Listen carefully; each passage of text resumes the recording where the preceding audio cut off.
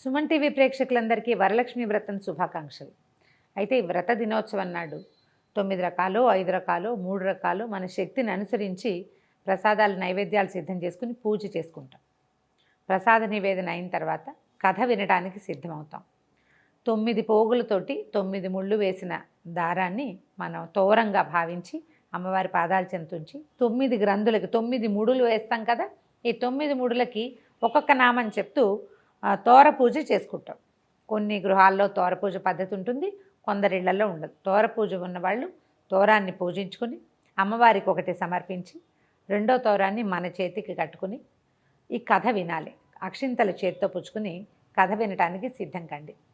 ఈ అక్షతలని మనం కథ అయిన తర్వాత అమ్మవారి మీద కొన్ని వేయటం, తర్వాత మన మీద వేసుకుని పిల్లలు, ఇంట్లో పెద్దవాళ్ళు, మగవాళ్ళు వాళ్ళందరికీ కూడా అక్షింతలు వేస్తే కథ విన్న ఫలితం లభిస్తుంది.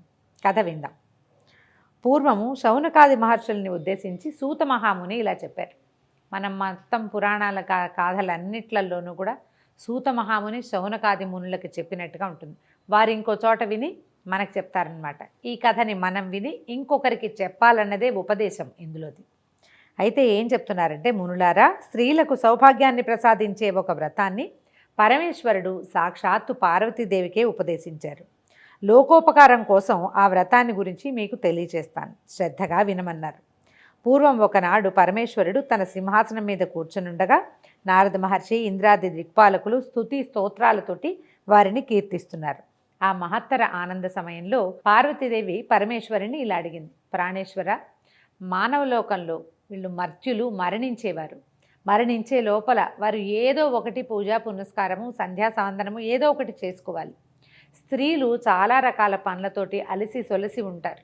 అలాంటి వాళ్ళకి ఇబ్బంది లేకుండా తేలికగా లక్ష్మీ సౌభాగ్యాన్ని కానీ, సౌభాగ్యవతి సౌభాగ్యాన్ని కానీ పొందాలంటే ఎలాంటి వ్రతాన్ని చేయాలి అని పార్వతీదేవి మన కోసమే, మానవుల కోసం పరమేశ్వరుని అడిగిందట. ఆ సమయంలో పరమేశ్వరుడు ఏం చెప్పాడట, పుత్రపౌత్రాభివృద్ధిగా ఉండడానికి, తర్వాత అఖండ సౌభాగ్యవతిగా ఉండడానికి, దాంతోపాటుగా సంపదలు కూడా వృద్ధి చెందటానికి సులువైన వ్రతం ఒకటి ఉన్నదని, సకలైశ్వర్యాలు కలిగి ఉండాలంటే ఇది చేయాలన్నారు. ఇది ఎలా చేయాలట, శ్రావణ మాసంలో పౌర్ణమికి ముందొచ్చే శుక్రవారం నాడు ఈ పూజ చేయాలని చెప్పారు. చెప్తే అప్పుడు పార్వతీదేవి అడిగిందట, ఇలాంటి వ్రతాన్ని ఇంతకుముందు ఎవరైనా చేశారా? దానివల్ల తమరు సెలవిచ్చినటువంటి అన్ని సౌభాగ్యాలు పొందిన వాళ్ళు ఎవరైనా ఉంటే వాళ్ళని గురించి చెప్పమంది. అప్పుడు ఈయన చారుమతీదేవి కథ చెప్పారు. కథ చిన్నది కానీ ఇందులో మనం తెలుసుకోవాల్సిన చాలా విషయాలు ఉన్నాయి. పూర్వం మగధ దేశంలో కుండినం అనే ఒక నగరం ఉండేది. ఇది చాలా అందమైన నగరము, బహుజనులు నివసించే ప్రాంతమట. అయితే ఈ ప్రాంతంలో చారుమతీదేవి అని ఒక సాధ్వి, ఒక ఆవిడ ఉండేది. ఈవిడ చాలా సద్గుణ సంపన్నురాలు, చాలా బుద్ధిమంతురాలు. భర్తని, అత్తమామల్ని విశేషంగా సేవించేది.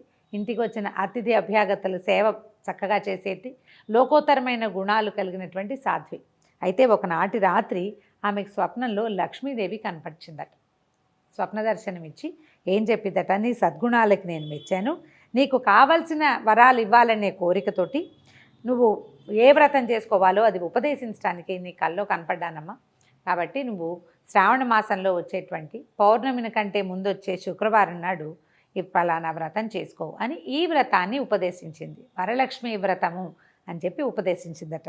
ఈ ఉపదేశించబడిన తర్వాత ఈమె నిద్రలోంచి మేల్కొని ఇది స్వప్నమని, తనకి స్వప్నంలో అమ్మవారి సాక్షాత్తు శ్రీ మహాలక్ష్మి దర్శనమిచ్చిందని తెలుసుకుని భర్తకి, అత్తమామలకి, చుట్టుపక్కల వాళ్ళందరికీ తెలియజేసింది.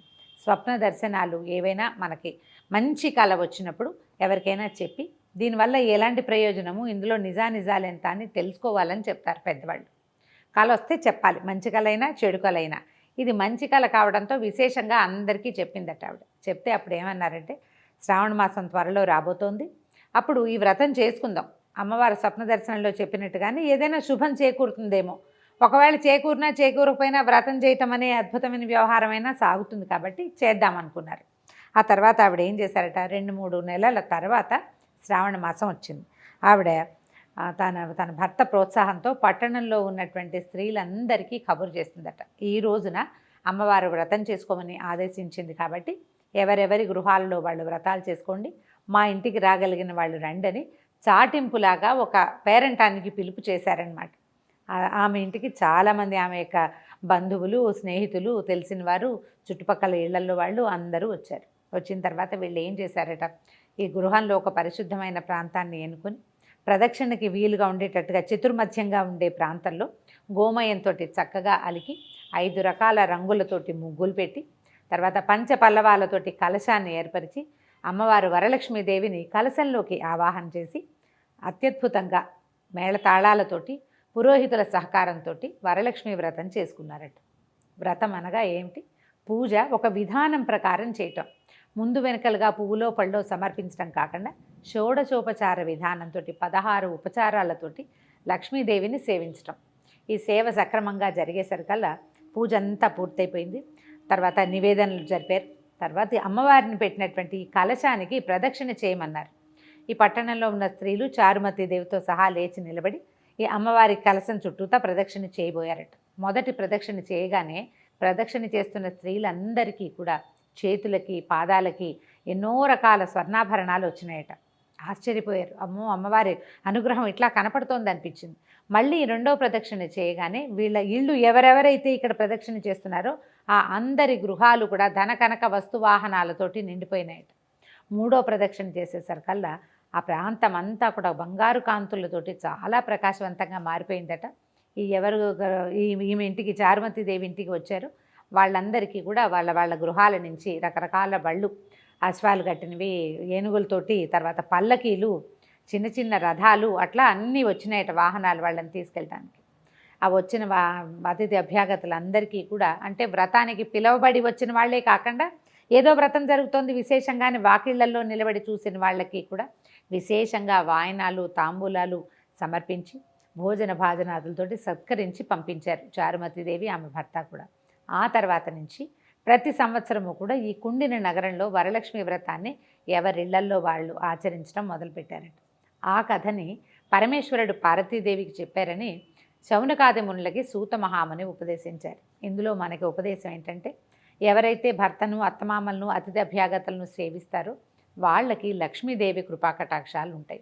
ఏదైనా శుభం మంచి వ్రతము పూజ చేసుకునేటప్పుడు మన ఇంట్లో మనమే చేసుకోకుండా నలుగురిని పిలిచి అందరికీ కూడా ఈ అమ్మవారి ప్రసాదాన్ని పొందే అవకాశాన్ని కనుక ఇస్తే మనకి మరుసటి సంవత్సరం మరింత బాగా చేసుకునే అవకాశం లభిస్తుందని ఈ కథ ద్వారా మనకి ఉపదేశం తెలుస్తుంది.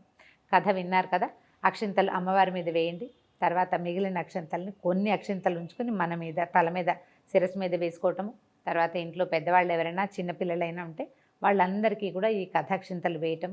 మనతో పాటు ఉన్నటువంటి ముత్తైదువులు ఎవరైనా ఉంటే వారికి అమ్మవారి పేరుతోటి ఒక తోరాన్ని, వాయనాన్ని సమర్పించి వారి ఆశీర్వాదాలు తీసుకోండి.